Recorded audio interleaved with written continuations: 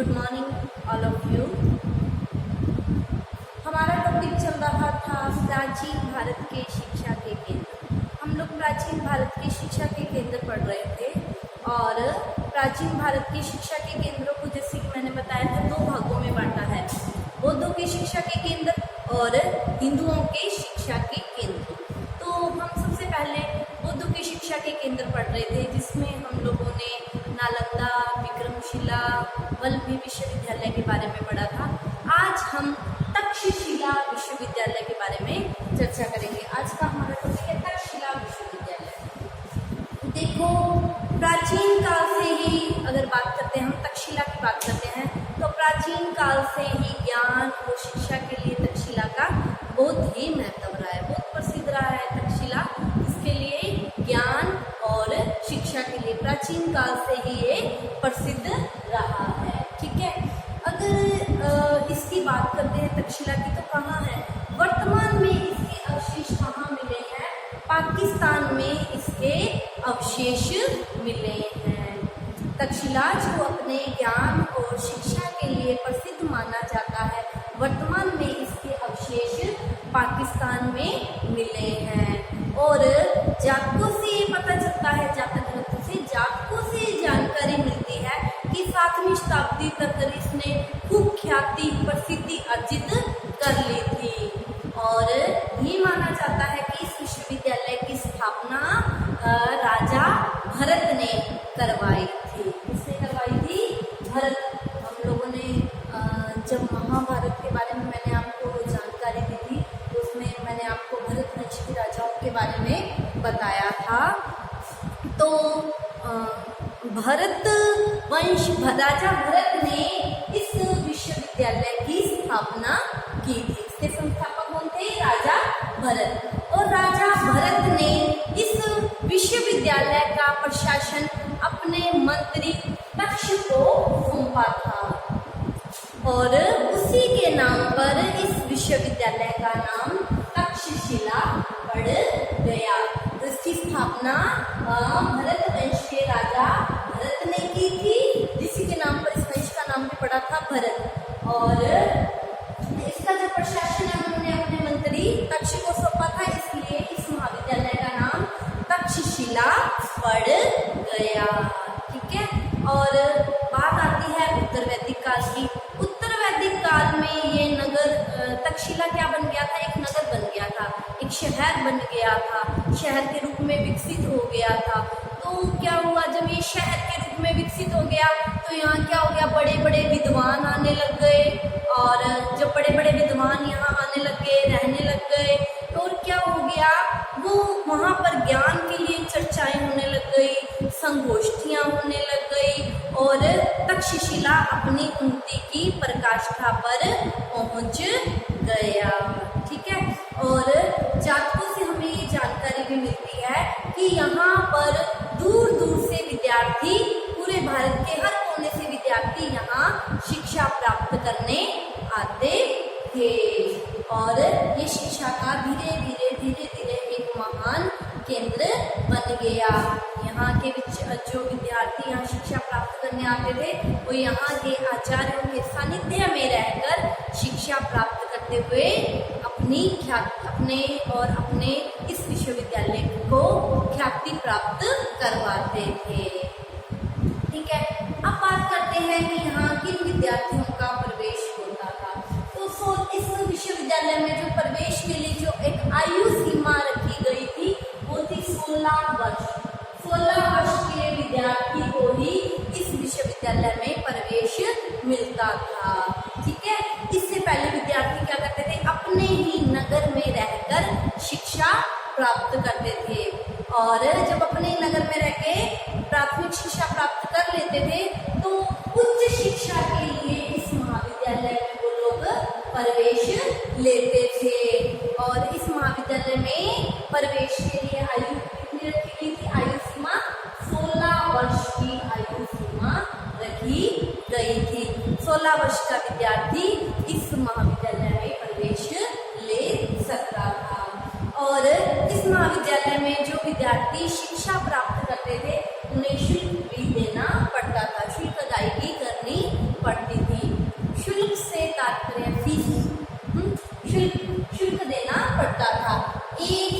1000 काशा अर्पण, उस समय की जो मुद्रा थी चांदी की मुद्राएं थी जिसको काशा अर्पण कहा जाता है। पाणिनि के अष्टाध्यायी में हमें उल्लेख मिलता है इस बात का। 1000 काशा अर्पण यहाँ का शुल्क रखा गया था, ठीक है। और जो विद्यार्थी 1000 काशा अर्पण शुल्क देकर इस महाविद्यालय में प्रवेश लेते थे वो विद्यार्थी आचार्य के घर में ही रहकर उसे सारी सुविधाएं मिलती थी और आराम से आचार्य के घर में रहकर शिक्षा प्राप्त करते थे, ठीक है। और ये जो शुल्क देते थे विद्यार्थी, इनको आचार्य भागदायक कहा जाता था। क्या कहा जाता था? शुल्क देने वाले विद्यार्थियों को आचार्य भागदायक कहा जाता था। और ऐसा नहीं है कि जो विद्यार्थी शुल्क नहीं दे सकता था उसे इस महाविद्यालय में प्रवेश नहीं मिलता था, ऐसा नहीं है, बिल्कुल भी नहीं।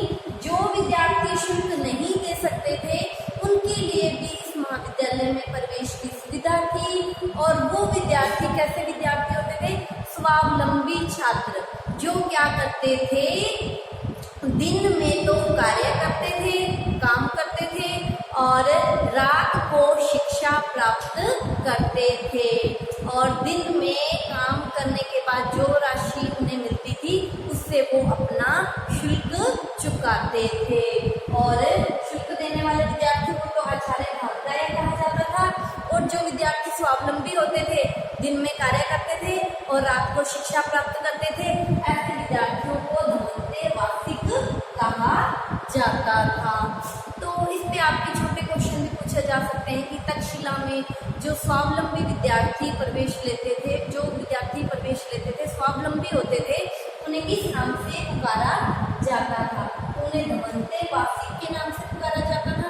और जो पहले से शुल्क देकर प्रवेश लेते थे उन्हें आचार्य भागदायक कहा जाता था। आचार्य भागदायक और धमते वासिक कहा जाता था। तो इस तरह यहाँ शुल्क देने वाले पहले से और जो शुल्क नहीं दे सकते थे ऐसे स्वावलंबी विद्यार्थी जो दिन में कार्य करके और फिर अपना शुल्क चुकाते थे, ऐसे विद्यार्थियों के लिए भी सुविधा दी गई थी, ठीक है। और ये माना जाता रहा है कि इस विद्यालय में जो भी विद्यार्थी प्रवेश ले लेता था, शिक्षा प्राप्त कर लेता था, वो किसी ऊंची पदवी को, कोई बहुत बड़ा विद्वान, सम्राट या ख्याति प्राप्त करता था। इस महाविद्यालय में शिक्षा लेने वाले कई विद्वानों के हमें नाम मिलते हैं। जैसे सबसे पहला नाम मिलता है हमें इस महाविद्यालय में सबसे बड़े विद्वान चंद्रगुप्त मौर्य के प्रधानमंत्री या मंत्री कौटिल्य का, इसका नाम मिलता है कौटिल्य का, जिन्होंने कौन सी किताब लिखी थी? अर्थशास्त्र। कौटिल्य कह सकते हैं, विष्णुगुप्त भी यही थे, चाणक्य नाम भी इन्हीं का ही है। चंद्रगुप्त मौर्य के प्रधानमंत्री थे कौटिल्य, जिन्होंने अपनी किताब लिखी थी अर्थशास्त्र। वह इसी महाविद्यालय के विद्यार्थी थे और उन्होंने इतनी ख्याति प्राप्त की थी कि आज भी हम उनको अर्थशास्त्र के रचयिता के रूप में जानते हैं, ठीक है।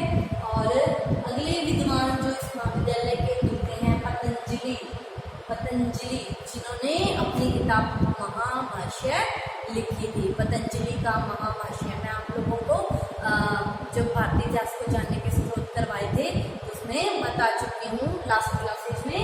पतंजलि का महाभाष्य, पतंजलि नामक जो विद्वान थे, हाँ, वो इसी पतंजलि आयुर्वेद के ज्ञाता माने जाते हैं। वो इसी विश्वविद्यालय से पढ़े विद्यार्थी थे और उन्होंने एक विद्वान के रूप में ख्याति प्राप्त की थी, ठीक है, और अपने क्षेत्र में ख्याति प्राप्त की थी। अगले आते हैं व्याकरण का जो ग्रंथ लिखा था,